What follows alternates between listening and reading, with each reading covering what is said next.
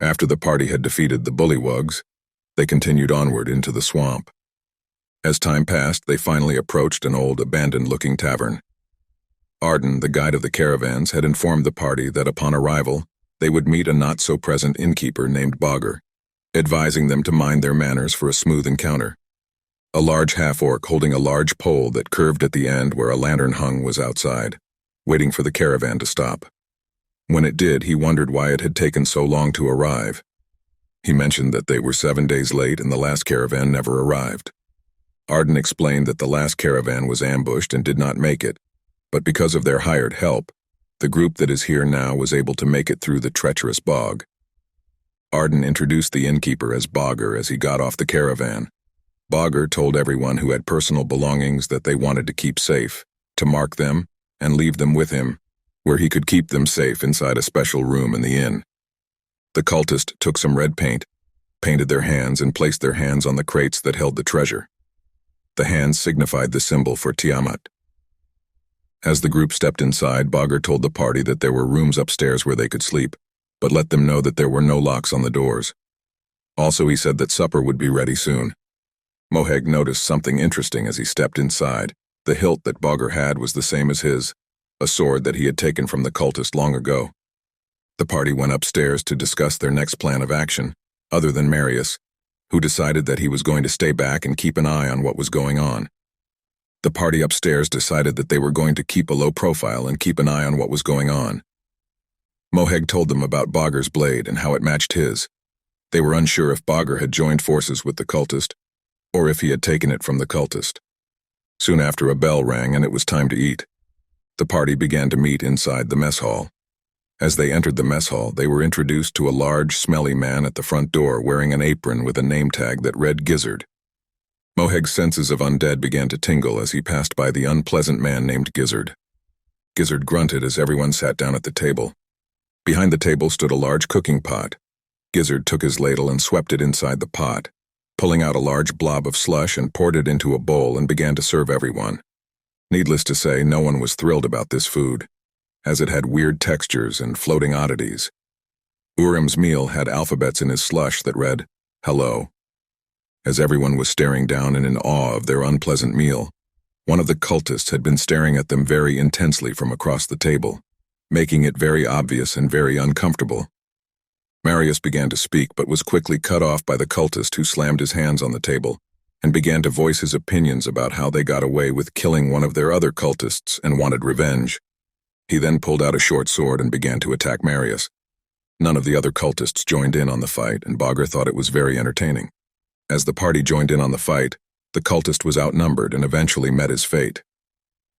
Gizzard walked up to the now-dead cultist and took a meat hook and dragged the corpse into the kitchen, presumably for the next meal. After the fight, the party decided that they were going to regroup upstairs. They insisted that Edmund be the one to go into the cultist room and talk to them about the situation. Edmund reluctantly agreed. Walking next door, he opened the door to the room where the cultists were staying and saw them in a circle, all standing with their left hand up, humming, very cult-like. When Edmund said something, they all looked at him and just stared.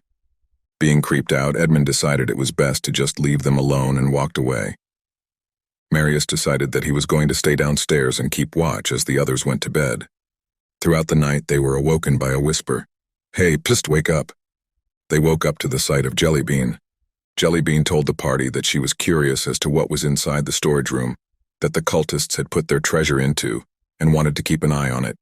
As she said this, she showed the party that she had a key to the room. Edmund, against the idea of breaking into the room, told Jellybean that it was not a good idea, as they already knew what was inside that room. Jellybean was not amused by this response and told him that she was going to go in alone if they did not follow. Opening the room, the party quickly discovered that all the crates that were marked by the cultists had gone missing. The only thing left was large crates that had lumber inside. Urim decided that he was going to look around and upon doing so, found a secret compartment at the bottom of the crate where the lumber was inside. Opening the compartment showed stairs that led underground. The party began to go down the stairs that ended in a long underground tunnel. Going through the tunnel, it opened up back to the bog, where they saw a large castle in the distance. Not sure where to go next, Moheg spotted Red high in the trees. The party began to follow the tags to where it led them to find a pair of alligator folk standing in a campsite next to a large lake. They also spotted the crates that held the treasure. One of the alligator folk rang a bell and then went back to the center of the camp and waited. Observing from afar, the group decided to have Edmund go out using a disguise and present himself as Bogger. When doing so, they instantly began to run up and attack. After the party had defeated the monstrous alligator folk, they were left alone with the treasure. Some of the party members decided that it might be a good idea to loot the treasure and hide the crates. Others thought it was not a good idea. Ultimately, the treasure was too great in quantity to carry. An estimated 40,000 gold worth of treasure was seen. Due to circumstance, the party decided to take some of the treasure for themselves and leave the rest. Soon a large canoe arrived with a single lizard folk aboard, steering with a large stick. The party hid to see what was going to happen next.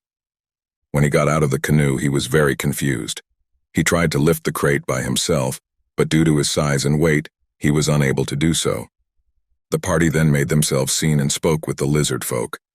At first they told the lizard folk that they were cultists, but when the lizard folk told them that he did not like the cultists, but was only working for them, the party told them that they too were only working for them and not actually part of the cultist clan as well. The lizard folk also mentioned that he did not care much for the frog folk as well,